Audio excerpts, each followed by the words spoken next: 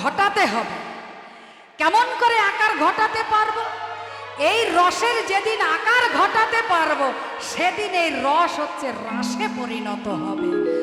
অতএব এই রসকে এক বিন্দু করে এই দেহ কলসি পাত্রে যদি ধরতে পারি, ধরতে ধরতে ধরতে যখন কিনা পরিপূর্ণ হয়ে যাবে আর ধরবার কোনো জায়গা থাকবে না, তখন এই রসের আকার ঘটে।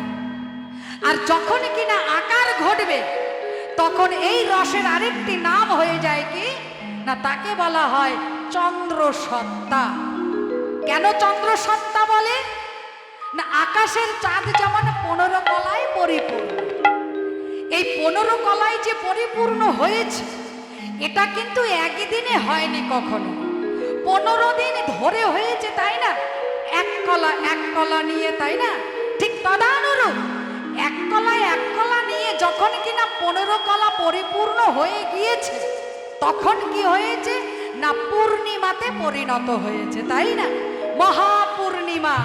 আর সেই পূর্ণিমার রাতে কি হয়, অন্ধকার দূরীভূত হয়ে যায়, চারিদিকে জ্যোৎস্নার আলো ঝিকিমিকি করে। তদানুরূপ ওই পিতৃসত্তা, ওই চন্দ্র সত্তাকে যদি কোনো মানুষ এই হৃদয় দেহ পাত্রে ধরতে পারে, তাই তো মহাজন আমার বলেছিলেন, এই মনে আমার বহর অভিলাষ, এই সহস্রে কুঞ্জতে ঘটাবো মহারাস, করব শান্তি হরি রূপে প্রকাশ। আর সেই যদি করেন রাস বিহার, তাহলে রাসটা কোথায় ঘটে মা? আমার এই হৃদয় দেহে ভাণ্ডে, এই সহস্র পদ্মে, এখানে মহারাস ঘটাতে হয়।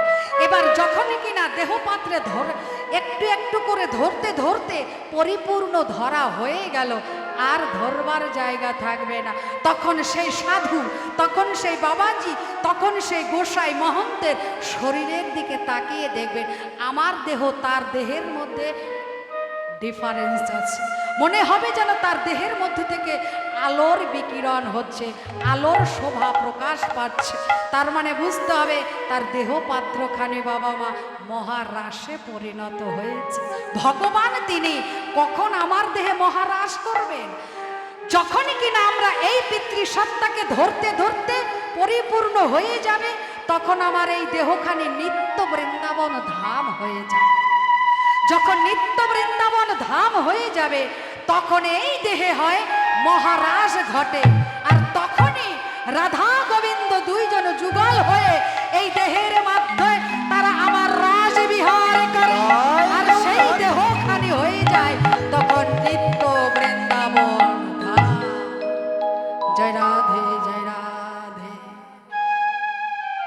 তাই তো প্রাণ গোবিন্দ আমার রাধারানীকে নিয়ে শয়নে আছে, আর ললিতা এমন সময় বলছে, বিশ্বকারে দেখ আমার মনে হয় গগনে আর মনে হয় নিশিনে, আমাদের রাধারানীকে জাগিয়ে এবার আমাদের শ্বশুরালয়ে নিয়ে যেতে হবে। কেন না, আমরা নিশিতে রাধারানীকে শ্বশুরালয় থেকে নিয়ে এসেছিলাম অতি গোপনে।